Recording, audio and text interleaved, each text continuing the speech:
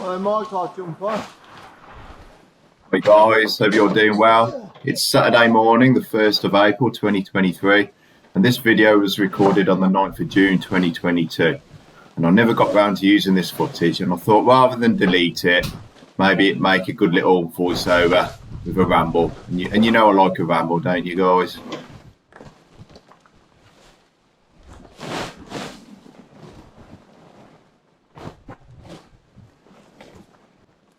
I think it might have been nearly a month, Mike, since I've been to the tip yet. I wouldn't be surprised. Yeah, so you just heard me say it had been about a month since we've been to the tip, and that's a good amount of time, that is, for not going to the tip in this industry. And one of the main reasons is because of having this truck. What we did on this particular day, I started the day with no waste on the truck, but it was set up as a flatbed. So what we did in the morning, me and Mike, we put the high sides back on, knowing we were going to do a job which was going to create quite a bit of debris. And I also knew I had bags of debris at the yard which needed to go on, because to be honest, they were getting a bit smoky really. Starting to turn into compost in the bags. So I needed to get that on, ready to go to the tip the following week. But I think even after I put all this waste on, we still got another job or two on, I believe anyway. I remember when I tipped it, it was steamy. Guys, I know last week was pretty tough. It was pretty wet. It's a bit of a struggle at the moment to get things done. And, you know, there's some jobs, it doesn't matter if you like working in the rain or not. You can't go unless you're going to do a quality job. So sometimes you can run out of things to do. You know, there's a lot of days I wouldn't have been mowing, but there's times where you just got to go out and do it almost, because the grass just doesn't wait for you. It's raining now, but it's also getting warmer as well. And some of these jobs, if they're priced, are going to become unprofitable jobs if you don't get on mowed at some point. I did a short ramble video this week, and it's just showing an example of me and Mike. We got to a job, and it wasn't a mowing only job, but mowing was one of the tasks which we do while we're there. We also do the pruning, the lawn care, and the border maintenance. So it started raining while we was there, but there's no way I'm going to go back to a job just to mow the lawn. I want to get that job ticked off my list and get an invoice sent. And it's been a long winter, and I want to get as many invoices out before the end of the month. So also, I've got other things to think about. I've got VAT to pay in another couple of weeks as well. So that particular day, we managed to get 2 out of the 3 jobs. I didn't go to the 3rd job because it was too wet at that point. So you have to know when to call it a day. And also, you don't want to be making too much of a mess. So it's hard to find a balance. I feel for some of you guys out there who are just starting a business, especially if it's this year. You know, the winter might have been pretty tough. You might not have had much money coming through because you haven't built your client base up yet. So I do feel for you, and I do remember what it's like. I do remember even some of the summers, like June and July, being extremely wet years ago. I know recent years it's been really warm, but I remember some really wet summers where I'm having to sit in the back of my Isuzu truck. I used to have one of these Isuzu pickup trucks with like a hard top on. And I used to get that wet that I didn't even want to sit in the cab, because the cab was going to stink, you know, if it got too wet. One of the reasons I like to be really proactive through the winter and keep generating income is because I don't want to be starting the year sort of in the red.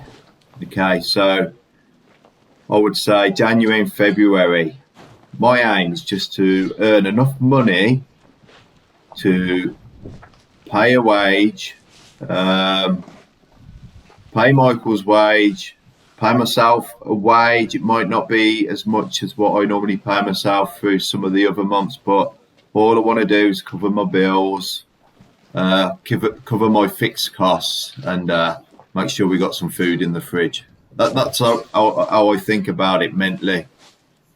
Now it's the start of April now, and I can honestly say I've got enough work now all the way to Christmas, just because I've got a very good client base. And already off that client base, I'm getting phone calls now for ad hoc jobs, so jobs that are on top of what I normally do. I must say, guys, some of these jobs people are asking me now to do, and you're probably getting this already. They would have been ideal in the winter, but customers, they're not going to think like that. Customers start thinking about getting things done when it starts getting a bit lighter and a bit warmer. But it is a shame sometimes. Maybe I should reach out more to some of the customers through the winter months, even offer a discount. So maybe if you're new in your business, guys, maybe think about offering a 10% discount on any work before maybe the start of March or something, maybe just January and February. That might be a good little idea. Or if you already do that, guys, let us know in the comments below. If we can share these ideas in the comments, they're not just for me, they're for everybody else who subscribes to this channel. So hopefully we can help each other improve our businesses, and you know, why not? I mean, some people might think, why would you want to sort of show your competitors that, you know, how you run your business and that? But the fact is, guys, most of the people watching this channel, they don't even live near me anyway. They're never going to affect my client base. There might be a few, but I like to sort of help people, and I've got a lot off other people's channels as well over the years, especially some of the lawn care channels, because I've been sort of expanding that side of my business over the last few years, and it's all free. So all them people I watch, I always make sure I give them a nice comment. Not every time, but a lot of the time. And I also give them a like. And I also try and watch the video all the way through. So I know it's good for the algorithm, and they'll get a little bit of ad revenue off it too.